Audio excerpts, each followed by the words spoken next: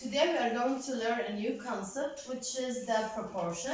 The proportion is the number of amount or a group or a part of something when compared to the whole, and it's written as a fraction.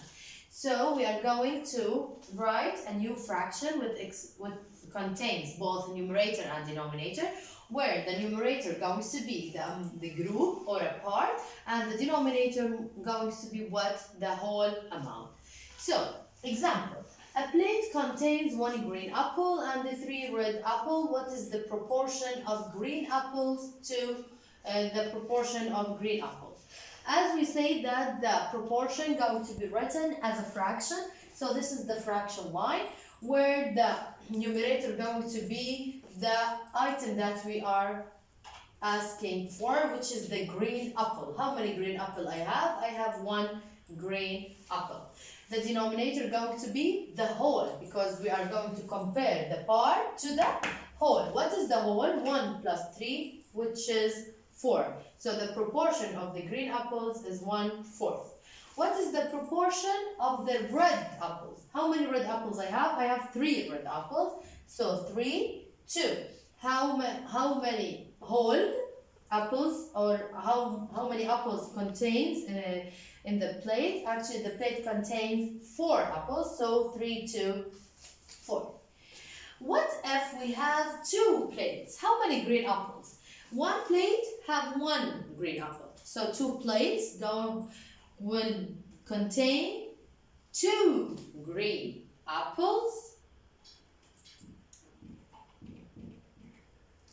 And how many red apples? If 1 plate contains 3, this means that 2 plates going to contain 6 apples. So 6 red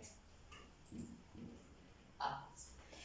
If I want to complete this table, if I have 1 plate, 1, 2, 3, 2 plates, 2 to 6, 3 plates means 3 green and 9 red, and 4 of course will have 4 green apple and 12 red apples.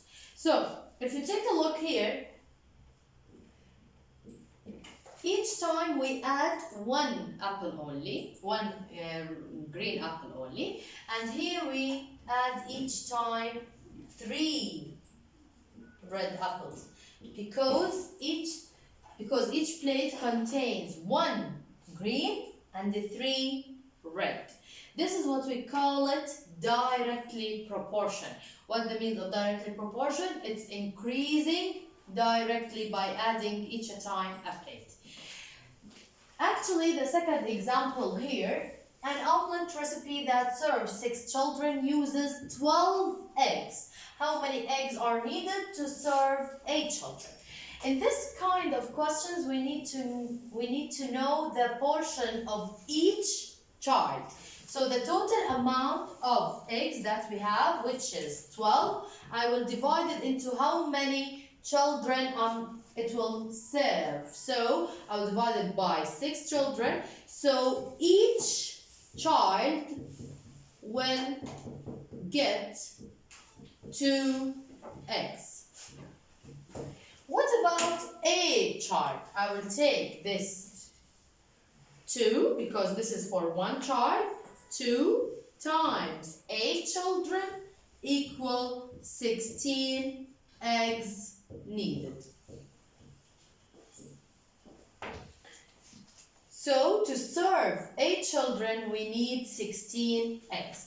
Now please open your activity book to pages 223 and solve these pages until you reach page 226. Thank you for listening.